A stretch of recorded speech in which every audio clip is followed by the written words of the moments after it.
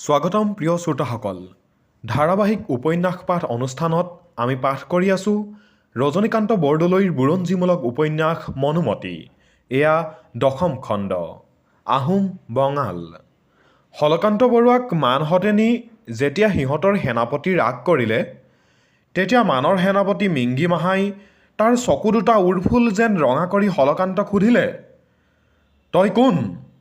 কেলৈ মোৰ নাওখন ৰাখিবলৈ কৈছিলি? হলকান্ত বৰুৱাই তাৰ এই কথাত উত্তৰ দিলে, সেনাপতি, মোৰ নাম হলকান্ত বৰুৱা। মই বৰপেটাত থাকোঁ। তুমি ভটিয়াই আহিছা বুলি শুনি মই তোমাক বৰিব আহিছোঁ। মোকনো বৰাৰ সকাম কি? মই তোমাৰ মিতিৰ হ'ব খোজোঁ। হলকান্ত বৰুৱাৰ এই কথাত নাৱৰ গোটেইবিলাক মানেই হু হু কৰি হাঁহিবলৈ ধৰিলে। তাৰ পাছত টেঙুলা নামেৰে মানটোৱে ক'লে, এই বান্দৰটোৰ কথা শুনক। ই এতিয়া মৰিবলৈ ভয় কৰি কাও বাৱনী লগাইছে। সেনাপতি আদেশ কৰিলে মই ইয়াৰ বুকু ফালি তেজ পিব পাৰোঁ। টেঙুলা, অলপ পৰ মনে মনে থাক, মই ইয়াক কথা বতৰা সোধোঁ। সেনাপতিৰ এই কথাত টেঙুলা মনে মনে থাকিল। তাৰ পিছত মিংগি মাহাই হলকান্তলৈ চাই ক'বলৈ ধৰিলে, মোকনো বৰাৰ সকাম কি? কিবা অভিপ্ৰায় আছে হ'বলা। সেনাপতি, তুমি মোক তোমাৰ লগৰীয়া পাতি ল'লে তোমাক মই এনেদৰে যুঁজ জিকাই ফুৰিম যে তুমি তেতিয়াহে জানিবা মই তোমাৰ কিমান উপকাৰী। কিয়? মই অকলে যুঁজি জিকিব নোৱাৰিমনে? সেনাপতি, তুমি আমাৰ এই কামৰূপখনক ইমান দুৰ্বলী বুলি নাভাবিবা। ইয়াৰ মানুহবিলাক বৰ হাঁহিয়াল। বিশেষ আমাৰ এই খণ্ডত এজন বৰ ডাঙৰ মানুহ আছে। মোৰ নিচিনা মানুহ এটাক তুমি মিতিৰ পাতি নল'লে যুঁজত জিকি ফুৰিব নোৱাৰিবা। হলকান্ত বৰুৱাৰ এই কথাত টেঙুলা নামেৰে মানটো উঠি আহি ক'লে, এই কুকুৰটোৰ কথাবোৰ শুনক, মাৰিম নেকি ইয়াৰ মূৰত এটা লাঠি? এই বুলিয়েই টেঙুলাই গিৰিচ কৰে হলকান্তৰ মূৰতে গোৰ একা মাৰিলে। গোটেইবিলাক মানেই তাৰ এই কথা দেখি হু হু কৰি হাঁহিবলৈ ধৰিলে। ইমান লাজ আৰু অপমান পাই হলকান্ত বৰুৱাইও মৰণলৈ আশা এৰি একেচাবে উঠি টেঙুলাৰ বুকুত গোৰ এটা মাৰিলে। তেতিয়াই মান আৰু আহোম দুয়োৰো হতাহতি লাগিল। দুয়ো বুকে বুকে হাতে হাতে গবাগবি কৰি পানীত পৰিল। এনেতে ৪-৫টা মানে দুয়োকো পানীৰ পৰা টানি তুলি যুঁজখন এৰুৱাই দিলে। দুয়ো তিতিবুৰি জুৰুলি জুপুৰি হ'ল। এনেতে মিংগি মাহাই হলকান্তক ওচৰলৈ মাতি নি পিন্ধিবলৈ কাপোৰ এযোৰ দি ক'লে, আহোম, তোৰ সাহ আছে। তই মোৰ মিতিৰ হ'বৰ যোগ্য। বাৰু এই কাপোৰ পিন্ধ। আজিৰ পৰা তই মোৰ সখী হলি। সেনাপতি, তুমি আগতে থাকি তোমাৰ এই মানটোৰ হতুৱাই মোক ইমান অপমান দিয়াব নালাগিছিল। ময়ো এক খেলৰ বৰুৱা, মোৰো সৈন্য সামন্ত আছে। সখী, আমাৰ মানৰ দস্তুৰেই এই যে যি অসমীয়া মানুহে আমাক দুৱনীয়া হ'বলৈ আহে, আমি আগে এইদৰে তাৰ সাহ পিতটো চাই লওঁ। মই দেখিলোঁ তোমাৰ সাহ আছে। এতেকে তুমি আজিৰ পৰা মোৰ মিতিৰ হলা। মই তোমাক সকলো কথাকে সুধি পুচিহে কৰিম। সেনাপতিৰ এই বুজনিত হলকান্ত বৰুৱা মনে মনে থাকিল। এনেতে নাৱৰ মানহঁতে সেনাপতিক ক'বলৈ ধৰিলে, সেনাপতি, আমাৰ বৰ ৰং লাগিছে। আমি আকৌ তোমাৰ এই সখীটোক লগত লৈ যুঁজ কৰিব পাৰিম। সেনাপতিয়ে ক'লে, এৰা। মানহঁতে তেতিয়া আনন্দৰ উল্লাসতে নাৱৰ ওপৰতে জঁপিয়াই জঁপিয়াই নাচিবলৈ ধৰিলে। এইদৰে নাওবিলাক অলপ দূৰ গৈয়েই গধূলি হ'লত চেঙাৰ ঘাটত চাপিল। নাৱৰ পৰা মানহঁত নামিল। সেনাপতিয়ে আদেশ কৰিলে, ভাইহঁত, আহ, আজি আমি এই নৈৰ বালিতে আমাৰ সখীক লৈ ৰং ধেমালি কৰোঁ। সেনাপতিৰ এই আদেশ পাই মানহঁতে হলকান্ত বৰুৱাক মাজত লৈ নৈৰ বালিত ঘূৰি ঘূৰি নাচিবলৈ ধৰিলে। মিংগি মাহাই তেওঁৰ এটা জপাৰ পৰা ফটিকা উলিয়ালে। পোনেই নিজেই এবাটি খালে। তাৰ পাছত তেওঁৰ গাভৰুজনীক খোৱালে। তাৰ পাছত হলকান্ত বৰুৱাক এবাটি যাচিলে। হলকান্ত বৰুৱাই ক'লে, সেনাপতি, তুমি যদি মোক তোমাৰ আচলকৈ সখী বুলি লৈছা, তেন্তে তুমি মোক এইবিলাক খাবলৈ দি মোৰ জাতটো নামাৰিবা। মোক মোৰ নিজৰ দস্তুৰ মতে থাকিবলৈ দিবা। হলকান্তৰ এই কথাত সেনাপতিয়ে মুখৰ ভিতৰতে অসমীয়া ভূত বুলি গালি পাৰি মনৰ খং মনতে সামৰি হলকান্তক ক'লে, বাৰু সখী, তোমাৰ জাত নামাৰোঁ, কিন্তু সদ্যহতে আমাৰ খাবৰ একো নাই। কি দিহা কৰোঁ? হলকান্তই ক'লে, সখী, তুমি মোৰ লগত ৰণুৱা দিয়া, মই সৌ গাঁওখনৰ পৰা যি পাওঁ আনো। হলকান্তৰ এই কথাত মিংকিমাহাই তেওঁক 100 অস্ত্ৰধাৰী মান দিলে।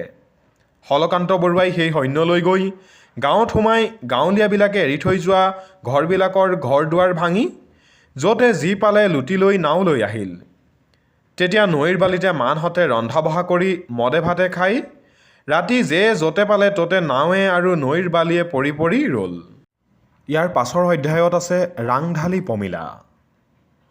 কদম গছৰ তলৰ পৰা পমিলা, শান্তিৰাম ভকত আৰু লক্ষ্মীকান্ত ডেকা বৰুৱা তিনিও আহি প্ৰায় সাঁজ লাগোতে বৰুৱাৰ হাউলি পালে। তাতে শান্তিৰাম ভকতে আৰু পমিলাই আলচ কৰি লক্ষ্মীকান্ত ডেকা বৰুৱাক শান্তিৰাম ভকতৰ বহাত নি সোমালে। পমিলা গড়ৰ ভিতৰলৈ গ'ল। শান্তিৰাম ভকতে লক্ষ্মীকান্ত ডেকা বৰুৱাক কাবৌ কোকালি কৰি আৰু নিজে আলপৈচান ধৰি 4টা ভাত ৰান্ধিবলৈ দিলে। লক্ষ্মীকান্ত ডেকা বৰুৱাইও ভকতৰ কথা পেলাব নোৱাৰি দুখে কষ্টে 4টা ভাত ৰান্ধি খালে। তেওঁৰ পাছত শান্তিৰাম ভকতেও ৰন্ধা বঢ়া কৰি 4টা ভাত খালে। এইদৰে দুয়ো খাই বৈ উঠি মেল পাতিবলৈ ধৰিলে। লক্ষ্মীকান্তই সুধিলে, আতৈ, আপুনিনো আগৰ ক'ৰ মানুহ? শান্তিৰামে ক'লে, বাপ, মই উজনিৰ ৰংপুৰৰ মানুহ। আপুনিনো ইয়ালৈ কেনেকৈ আহিল? মই উজনিত মানৰ উপদ্ৰৱত পলাই আহিছোঁ। উজনি এৰি আহিবৰ আজি 3 বছৰ হ'ল। আপোনাৰনো উজনিত কোন কোন আছে? উজনিত মোৰ আৰু এতিয়া কেৱে নাই। আপুনিনো এইখিনি আহি কেনেকৈ পালেহি? বাটে বাটে 3 মাহে খোজ কাঢ়ি কাঢ়ি আহি এইখিনি পোৱা গৈছে। আপুনিনো এওঁ বৰুৱাৰ লগ লাগিল কেনেকৈ? আপুনি দেখোন আমাৰ লগ লাগিব লাগিছিল। আপুনিও উজনীয়া আৰু আমিও আগৰ অসমীয়া মানুহ। বোপা, মই গুৱাহাটীৰ পৰা ইয়ালৈ আহি বৰপেটাৰ থানত কেৱলীয়া হাতীত 2 বছৰ থাকোঁ। তাৰ পাছত গল বছৰি মই এওঁ বৰুৱাৰ নাম শুনি এওঁৰিয়ালৈ ভিক্ষা মাগিবলৈ আহোঁ। আপোনাৰ আগত কালি গোৱাৰ দৰে এওঁক মই গীত গাই শুনাওঁ। কি কথা ক'ব নোৱাৰোঁ, বৰুৱাই দেখোন মোৰ গীত পদ শুনি মোক আৰু আন ঠাইলৈ যাবলৈ নিদিলে। মৰম কৰি মোক এই ঘৰবোৰ সজাই দিছে। সদায় মোক পোহপাল দি যত্ন কৰি ৰাখিছে। তেওঁৰ মৰমত বন্দী হৈ মই আৰু আন কলৈকো যাব নোৱাৰা হৈছোঁ। মই সদায় তেওঁক গধূলি গধূলি গীত পদ গাই শুনাব লাগে। এয়ে হৈছে মোৰ বাপ। আৰু মানপৰৰ মূৰত তেওঁৰ খোৱা বোৱা হৈ উঠিলেই মোক মতাই পঠাব। এইদৰে লক্ষ্মীকান্ত ডেকা বৰুৱাই আৰু ভকতে কথা বতৰা পাতিবলৈ ধৰিলে। ইফালে পমিলাই ডেকা বৰুৱাক শান্তিৰাম ভকতৰ বহাত থৈ আহি গড় সোমাই মনুমতীৰ ঘৰলৈ গ'ল। পমিলা যি সময়ত মনুমতীৰ ঘৰ সোমাইছিল সেই সময়ত মনুমতীয়ে তেওঁৰ শোৱা খোটালিত বহি বটাত তামোল চালি কাটিবলৈ ধৰিছিল। এনেতে পমিলা গৈ পালে। পমিলাক দেখিয়েই মনুমতীয়ে তামোল কাটিবলৈ খন্তেক পৰ এৰি সুধিলে, সখী, আহিলানে? দেখোন বৰ পলম কৰিলা। তুমি কি কৰা, ক'ত ফুৰা, তাক আৰু আমি বুজিবই নোৱাৰোঁ। সখী, বুজিব নোৱাৰিবা এইটো।